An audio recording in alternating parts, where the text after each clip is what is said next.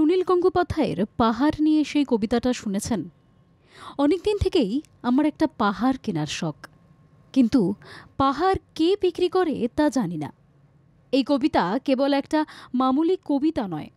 শহরের এই যান্ত্রিক জীবন কাটাতে কাটাতে আমাদের মধ্যে অনেকেই আছেন যাদের মন চায় পাহাড় কিনতে। কেউ জানেন না এই পাহাড় কার কাছ থেকে কিনতে পাওয়া যায়। পাহাড় কিনতে না পারলেও পাহাড়ে গিয়ে প্রকৃতির রোদ ঝলমলে দৃশ্যের উপভোগ করা যায়। যাবেন নাকি এমন এক জায়গায় যেখানে হোমস্টের জানলা খুললেই দূরের মেঘে ঢাকা পাহাড়ের সেই ভিউ পাবেন? তাই এই জন্ম তো বটেই, পরের জন্ম বলেও যদি কিছু থেকে থাকে এবং আপনিও যদি মানুষরূপে ফের জন্মান, তখনও মনের মণিকঠায় থেকে যাবে সেই দৃশ্যের ঝলক।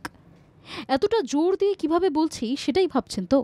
কালিম্পংয়ের ফিক্কালে গাঁওয়ে গেলে আপনার মনও তেমনই ইঙ্গিত দেবে। কালিম্পংয়ের মূল শহর থেকে মাত্র 9 কিলোমিটার দূরে অবস্থিত এই গাঁও। সমুদ্রপৃষ্ঠ থেকে এই গাঁও 4500 ফুট উঁচুতে অবস্থিত। সবুজ তৃণভূমিতে ঢাকা এই গ্রামে বন্য ফুলের বাহার। হোমস্টের বারান্দায় এসেই দূরের শ্বেতশুভ্র কাঞ্চনজঙ্ঘা আর অজানা পাখিদের মুখরিত কলতান একেবারে মন জুড়িয়ে যাবে। এখানে বাঁশের তৈরি হোমস্টে রয়েছে। এই হোমস্টের মধ্যে থাকতে গিয়ে আপনার অন্য অভিজ্ঞতার সঙ্গেই সাক্ষাৎ হবে। এখানে কাছেই একটি বৌদ্ধ মঠও রয়েছে। মঠের চারপাশে ঘেরা নানান রঙের পাহাড়ি রঙিন পতাকা দিয়ে। সিঁড়ি বেয়ে উঠেই বৌদ্ধ মূর্তির দর্শন। সোনালি রঙের এই সুবিশাল মূর্তি দেখে মন যেন আপনা আপনি শান্ত হয়ে ওঠে। এখানে যোগব্যায়াম ক্লাস, মেডিটেশন সেশন, আয়ুর্বেদিক খাবার, এরকম নানান পরিষেবা রয়েছে পর্যটকদের জন্য।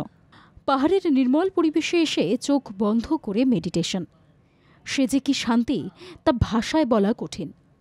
সেখান থেকে চলে যেতে পারেন দেউরালি ভিউ পয়েন্টে, যেখান থেকে নৈসর্গিক দৃশ্য উপভোগ করতে পারবেন আপনি। ফিক্কালে গাঁও যেতে হলে শিলিগুড়ি থেকে আপনি শেয়ারে গাড়ি ভাড়া করে যেতে পারেন। আবার অনেক বাসও যায়। দেরি না করে পাহাড়ের শ্বাসরুদ্ধকর প্রাকৃতিক পরিবেশে বিশুদ্ধ বাতাস নিতে পৌঁছে যান ফিক্কালে গাঁও।